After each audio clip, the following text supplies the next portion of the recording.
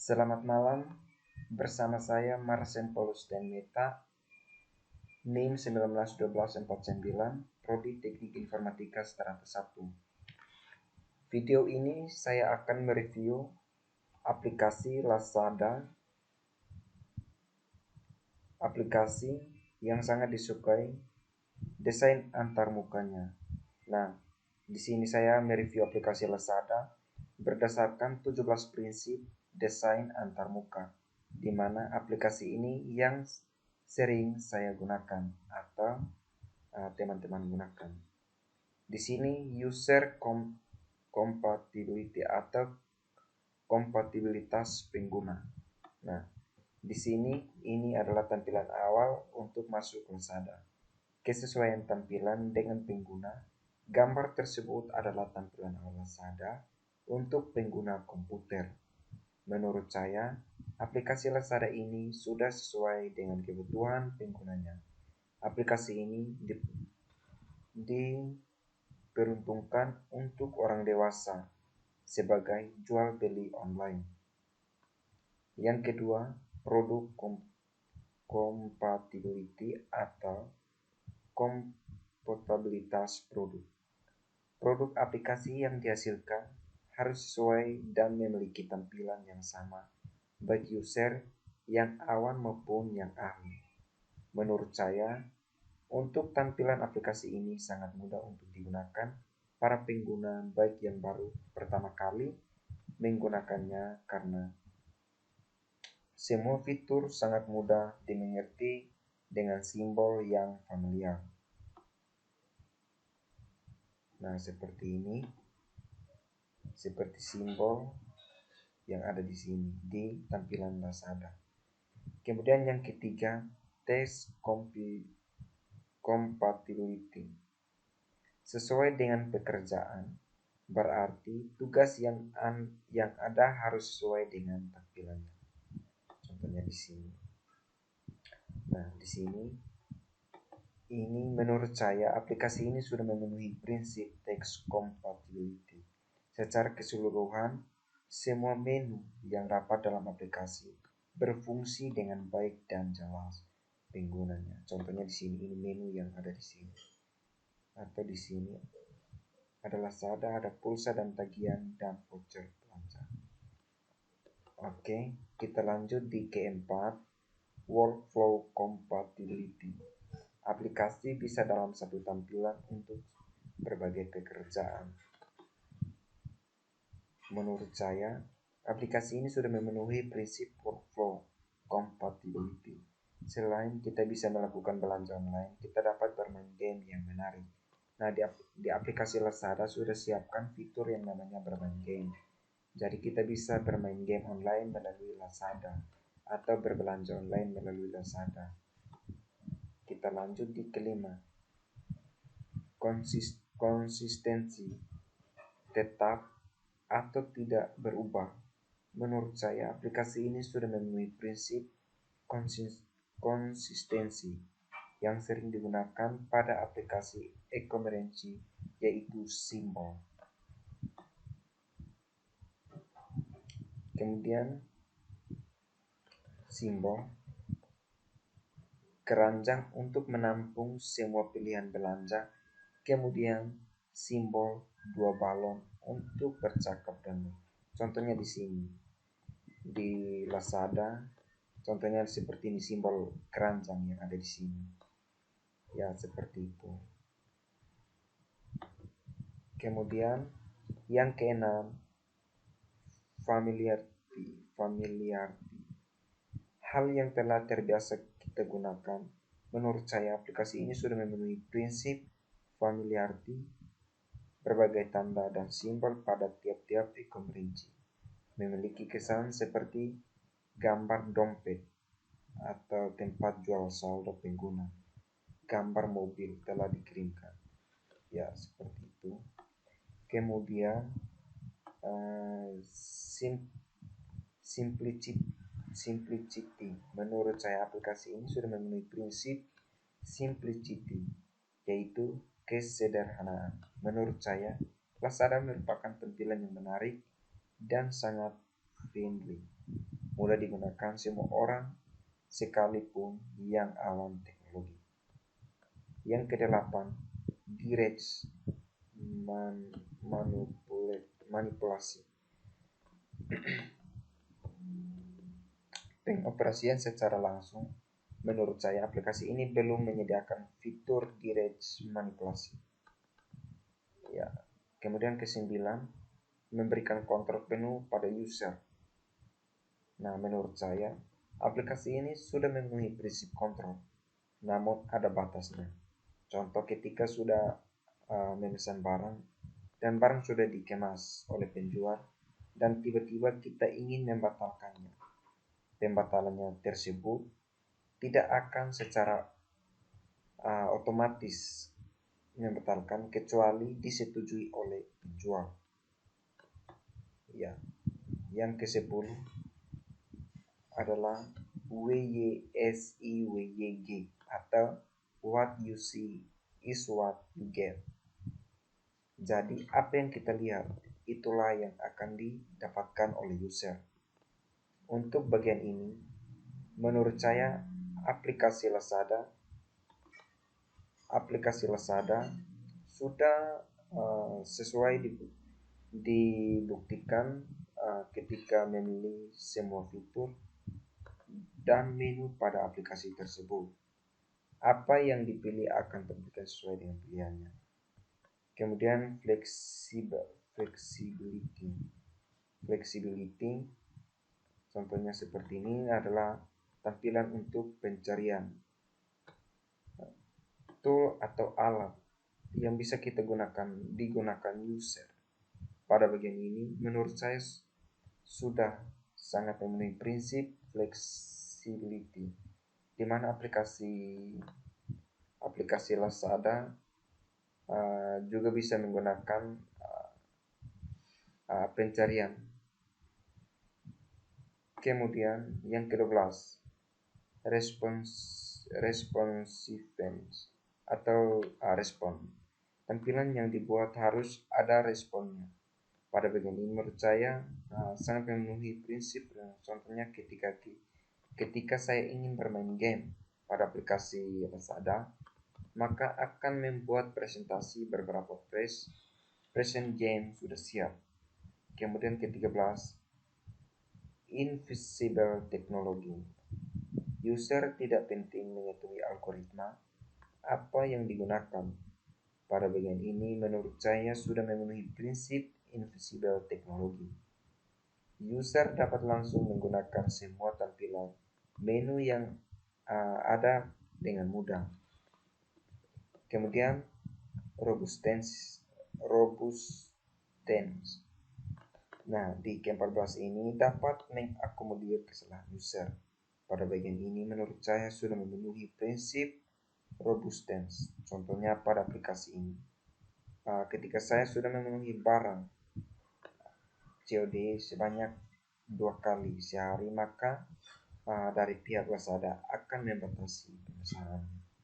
Kemudian yang di ke-15 ini tentang protection, melindungi user dari kesalahan yang umum yang dilakukan. Pada bagian ini menurut saya sudah memenuhi prinsip protection. Ketika saya sudah check out suatu barang di Lazada,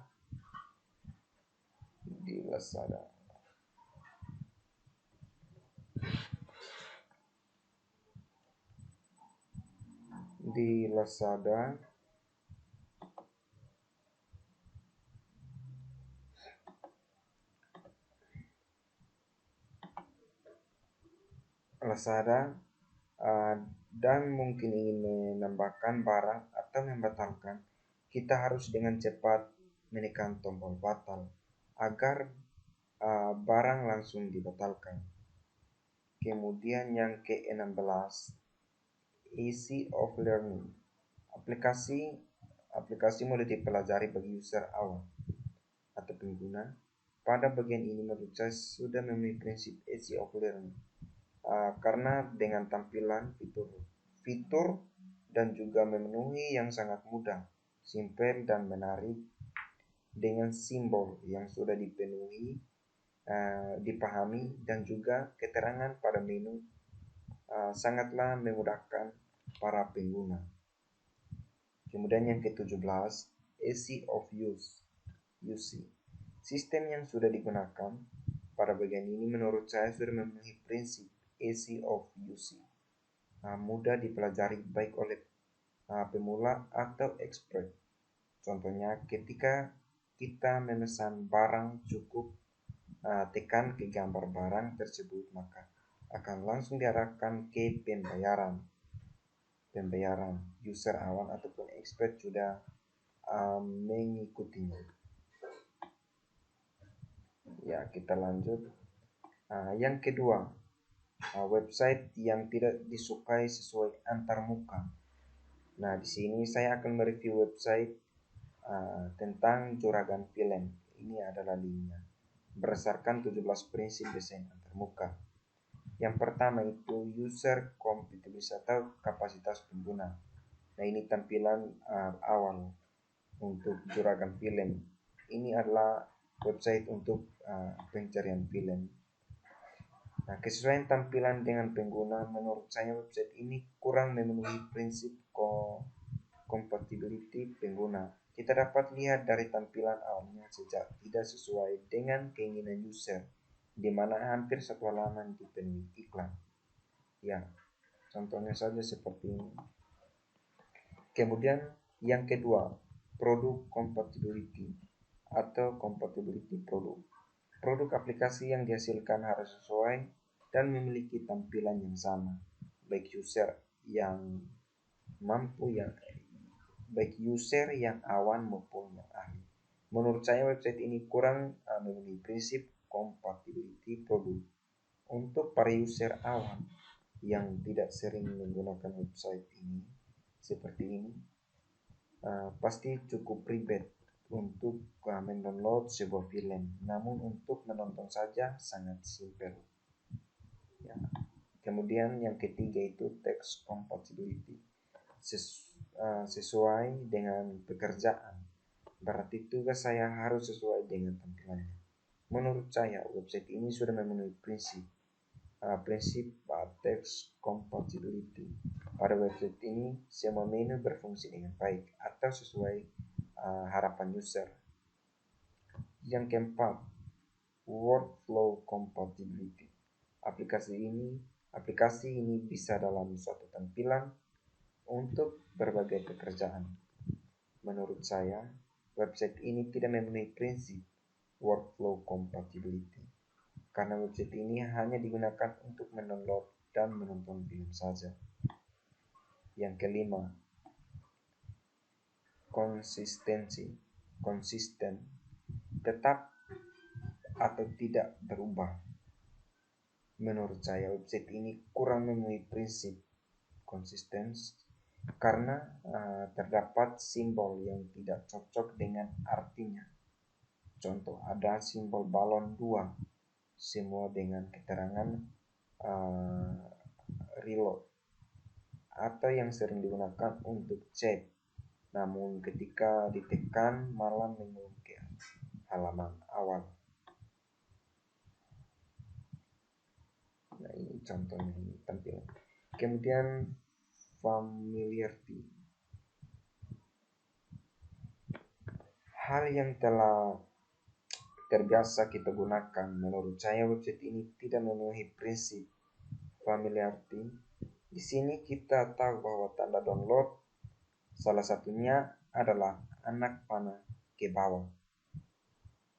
Pada situs setelah kita memilih menu download ini, diarahkan ke 3 menu pilihan untuk mendownload dengan gambar dan tulisan yang sangat jarang orang ketahui sebagai tanda download. Setelah saya pilih, ternyata itu berfungsi untuk mendownload film. Nah, seperti ini, seperti anak panah ini. Kemudian yang ketujuh, simplicity, yaitu kesederhanaan.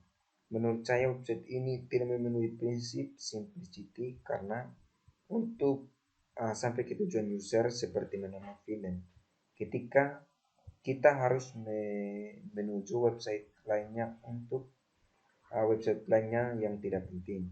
Kemudian 8, direct manipulasi. Pengoperasian secara langsung menurut saya website ini tidak memiliki prinsip direct manipulasi. Kemudian 9, kontrol. Memberikan kontrol penuh pada user. Menurut saya website ini sudah memenuhi prinsip kontrol. Kemudian yang ke-10, WYSIWYG atau biasa disebut what you see is what you get. Jadi apa yang kita lihat itulah yang akan didapatkan oleh user. Menurut saya website ini sudah memenuhi prinsip what you see is what you get. Cukup memilih film mana yang ingin dinonton, maka user langsung dapat menonton tanpa harus melewati iklan dulu. Kemudian yang ke-11, flexibility.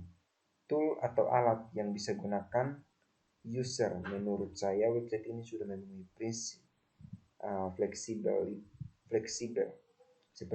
seperti cukup menggunakan keyboard dan touchscreen pada tombol pada mesin pencarian nama film. Kemudian yang ke-12, respon. Tampilan yang dibuat harus ada responnya. Menurut saya website ini sudah memenuhi prinsip responsiveness, walaupun responnya kurang tepat dengan keterangan yang ada. Kemudian yang ke-13, invisible technology. User tidak penting mengetahui algoritma apa yang digunakan. Menurut saya website ini sudah memenuhi prinsip invisible technology dengan tampilan menu yang simpel dan sedikit walaupun terdapat banyak iklan. Yang ke-14, robustensis dapat mengakomodir kesalahan user. Menurut saya website ini tidak memiliki prinsip robustensi. Kemudian yang ke-15, protection, melindungi user dari kesalahan yang umum yang dilakukan. Menurut saya website ini tidak memenuhi prinsip protection karena ini hanyalah situs simpel untuk menonton dan mendownload film. Jadi tidak begitu dibutuhkan keamanan. Yang ke-16, easy of learning.